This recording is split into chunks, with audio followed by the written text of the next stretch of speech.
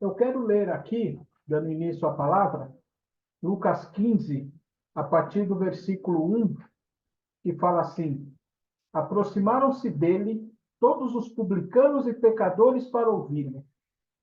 E os fariseus e os escribas murmuravam, dizendo: Este homem recebe pecadores e come com eles.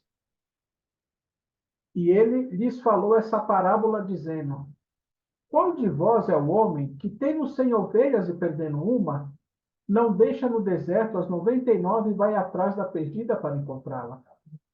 E tendo encontrado, regozijando-se, a põe sobre seus ombros. E ele, chegando em casa, chama os seus amigos e vizinhos, dizendo, dizendo-lhes: Alegrai-vos comigo, porque eu encontrei a minha ovelha, que estava perdida. Eu vos digo que assim haverá mais alegria no céu por um pecador que se arrepende do que por 99 pessoas justas que não necessitam de arrependimento. Irmão estava morto, necessitam de arrependimento. Deus amado, eu te peço que nesse momento, Senhor, não seja mais eu a falar, mas que seja o teu Santo Espírito, Senhor. Santo Espírito que não está só aqui do meu lado, está ao lado de cada um que está nesta live, Senhor. Está na casa de cada um dos irmãos, Senhor. Está acompanhando os irmãos que estão voltando do serviço com esta greve debaixo de chuva, Senhor. Está perto dos irmãos, Senhor, que já chegaram em segurança à sua casa. Oh, Deus, eu te peço, em nome do Senhor Jesus, toca nos nossos corações, que eles sejam campo fértil, Senhor, e que a tua palavra cresça e multiplique a 30, a 60 e a 100 por um. É que eu te peço e te agradeço em nome de Jesus. Nessas passagens, né, de Lucas, no capítulo 15, ele contou 3 parábolas, cada uma com enfoque, mas o final é o mesmo, né, explicando a mesma coisa. Alguém que sai da presença, sai de perto de Deus e que depois volta. A primeira das 3 parábolas é a das ovelhas. O pastor saiu ao encontro, enquanto isso as outras permaneceram lá quietas. Ou seja, elas sabiam, elas estavam treinadas como agir e assim fizeram. Quando a palavra, irmãos, ela é sincera, isso, quando ela reflete, né, o que o Espírito Santo quer nos ensinar, elas ficam quietas, né? Isso, quando calhar de uma liderança nossa, né, ela fazer uma missão de resgate, né, com algum irmão que desapareceu, que faz algum tempo que não vemos, cabe a nós tocarmos, né, a nossa vida eclesiástica, pois a ausência ela não é em vão. É claro que tem gente que pensa assim, né, mas que foi atrás dele, foi atrás dela, de novo, e mais uma vez, né? Mas só que Deus nos alerta em Provérbios 24:16, que o justo pode cair até 7 vezes e ele se levantará. Então, se Deus fala que o justo pode cair até 7 vezes, quem somos nós para, na primeira desistência do irmão, não ir mais atrás dele, deixá-lo para lá? Se ele, se ele apareceu, ficou um tempo e saiu a segunda vez, quem somos nós para não irmos atrás se Deus fala que são 7 vezes? Né? Eu acho que a gente tem que pensar, claro, que a gente não vai fazer nada, as lideranças da igreja, elas não vão fazer nada sem dobrar o joelho e conversar com Deus. Mas se Deus falar, vai, eles têm que ir e a gente precisa entender. É dessa forma que eu penso. Agora vamos à segunda parábola, do que é o versículo 8 de Lucas 15. Ou qual mulher que, tendo 10 peças de prata e perdendo uma peça, não acende a candeia e varre a casa, buscando com diligência até encontrá-la? E tendo-a encontrado, ele chama as amigas e as vizinhas, dizendo: Alegrai-vos comigo, porque eu encontrei a peça que eu havia perdido. Assim, eu vos digo que há mais que a alegria na presença dos anjos de Deus por um só pecador que se arrepende. Essa parábola da dracma perdida, eu entendo que dentro de uma comunidade existem pessoas que estão lá, elas vão no culto, elas pregam, elas cantam louvores, elas, vou falar algumas palavras, elas diaconizam, elas presbiterizam, elas pastoreiam, e mesmo assim elas estão perdidas. Né? Veja que mesmo durante o dia ela precisou acender a luz e ainda passar a vassoura para poder encontrar a dracma. Eu entendo que essa dracma ela é a nossa fé. A gente vai nós nos acostumamos a ir ao culto, a orar, a fazer o bem. E aí, muitas vezes, isso passa a ser um encontro social. Eu acho que foi a irmã Valéria que falou isso uma vez, essa frase. Nós não podemos transformar o nosso encontro de domingo, a nossa primícia que nós damos para Deus, um encontro social. É claro que nós temos que ter amizade, nós vamos nos abraçar, nós estamos contentes de ver os nossos irmãos, mas nós estamos lá para quê? Eu lembro que uma vez o pastor Alfeu ele falou assim, numa pregação, tem muitos hinos que eu não concordo, que eu não acho que encaixa. Tá? O pastor me perdoa se eu estou usando erroneamente o termo, mas foi assim que eu entendi. Tem muito, mas só que é o seguinte, o louvor não é para me agradar, o louvor é para agradar a Deus. Eu lembro de uma história de um pastor que uma irmã chegou e falou: Pastor, eu quero cantar para Deus. Ele, tudo bem. Essas igrejas que dão oportunidade para todo mundo, né? Que se tem 200, 300 pessoas, né? 200, 300 tem que ter oportunidade de falar um versículo e de cantar um hino. Aí ele foi deixando passar e passou o culto inteiro. E ela, pastor, eu quero louvar para Jesus. E o culto passou, acabou o culto. Aí ela falou assim, no final do culto, falou, pastor, o senhor não me deixou louvar para Jesus? Ela, não, pode louvar agora. Não, mas agora não tem ninguém. Falou, então você não quer louvar para Jesus, você quer louvar para os irmãos. Se você quer louvar para Jesus, aqui mesmo você pode. Então é isso que a gente não pode cair nesse ponto. O nosso culto é para Deus. E muitos estão perdidos dentro da igreja. Né? E Deus precisa. Deus está nos alertando para que nós olhemos se por acaso nós não temos também na nossa comunidade alguém que está assim. Se a gente ler o capítulo 5 de Mateus todinho, nos 10 primeiros versículos, Jesus fala: abençoado quem? E fala algo que qualquer um pode fazer. A partir do 11, a coisa já dá uma estreitada. E a partir do 45, ele faz uma divisão entre os que servem e os que não servem a Deus. Então começa, quem é abençoado, depois ele já dá uma apertadinha, e aí depois do 45 ele já separa quem serve e quem não serve. Né? Depois aí os irmãos, eu convido a lerem esse capítulo todinho, né, como lição de casa. E por que eu disse isso? Porque estamos na multidão. E às vezes nós não somos reconhecidos como diferentes. Porque a bondade ela é inerente a alguns seres humanos. E não é pelo bem que a gente diferencia uma pessoa.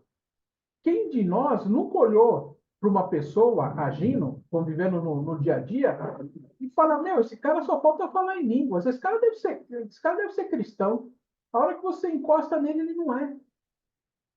A bondade, ela não é um diferencial nosso de cristão, né?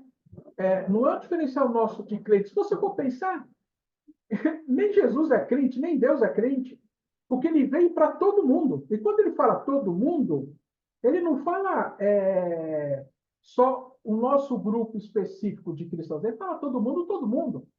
Por isso que nessas parábolas, ele se alegra quando alguém volta, ele se alegra quando alguém consegue ser recuperado. Entendeu? Então, é, estar com Jesus é mais do que ser bom. Estar com Jesus é mais do que sermos pessoas legais. É muito mais. Agora vamos para a terceira parábola, a partir do versículo 11. Ele disse: certo homem tinha 2 filhos, e o mais jovem deles disse ao seu pai: Pai, dá-me a parte dos bens a que tenho direito. E ele dividiu-lhes os seus haveres. E poucos dias depois, o filho mais jovem, juntando tudo, partiu para uma terra distante. E ali desperdiçou os seus bens com uma vida desordeira. E havendo ele gastado tudo, houve naquela terra uma grande fome, e ele começou a passar necessidade. E ele foi e juntou-se a um dos cidadãos daquela terra, e ele o enviou aos seus campos para alimentar os porcos. E ele desejava encher o seu estômago com as cascas que os porcos comiam, e nenhum homem lhe dava. E ele, caindo em si, disse: quantos servidores de meu pai têm pão suficiente e de sobra, e eu aqui pereço de fome? Levantar-me-ei, irei para o meu pai, e lhe direi: Pai, eu pequei contra o céu e perante ti. Eu não sou mais digno de ser chamado teu filho. Faze-me como um de seus servidores. E ele, levantando-se, foi para o seu pai. Mas ele, estando ainda longe do caminho, o seu pai ouviu e teve compaixão, e correndo, lançou-lhe-se ao pescoço e o beijou. E o filho lhe disse: Pai, eu pequei contra o céu e a tua vista, e não sou mais digno de ser chamado teu filho. Mas o pai disse aos seus servos: trazei a melhor veste, vestiu, e pône-lhe um anel em sua mão, e calçados em seus pés. Trazei-me aqui um novilho cevado, matai-o e comamos e alegramo-nos, porque este meu filho estava morto e vive novamente. Tinha se perdido e foi achado. E eles começaram a alegrar-se. Agora do 24. Tá. E aí, voltando aqui a Lucas, né? A partir do capítulo 11, que é a parábola do filho pródigo, né? Ela é tão cantada e ela é tão conhecida, contudo, o quanto de nós não agimos, né? Como irmão mais velho. Inclusive, se vocês procurarem na página da igreja, eu tive a honra de, num domingo, pregar sobre esse irmão mais velho. Procurem lá na página que tem uma explicação um pouco mais detalhada. Alguns de nós, mesmo sem falar nada, às vezes, mesmo sem perceber, temos dificuldade em aceitar. Alguém que larga tudo e depois volta. Nós mesmos, quando somos o filho pródigo, demoramos para perceber o estado que estamos. Às vezes, questionamos quem chega e já quer chegar na janelinha. E aí a gente confunde, né? Tempo de igreja com maturidade espiritual. Tem pessoas que com um mês ela já tem vários dons, ela já está sendo mais útil na obra que muita gente, entendeu?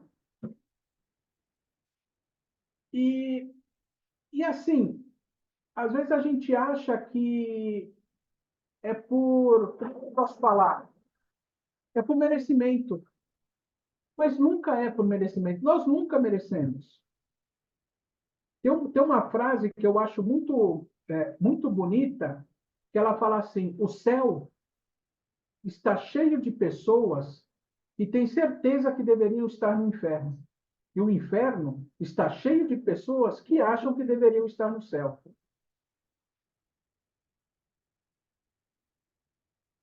Eu vou ler aqui agora Provérbios 24, do 14 ao 18, para a gente refletir e já ir para o encerramento aqui, para não estourar o horário. Provérbios 24, 14. Assim será para a tua alma o conhecimento da sabedoria. Quando o tiverdes encontrado, não haverá uma recompensa, e a tua expectativa não será cortada. Não fiques à espreita, ó homem perverso, contra a habitação do justo. Não estragues o seu lugar de repouso, porque um homem justo cai 7 vezes e se levanta novamente, mas os perversos cairão no mal.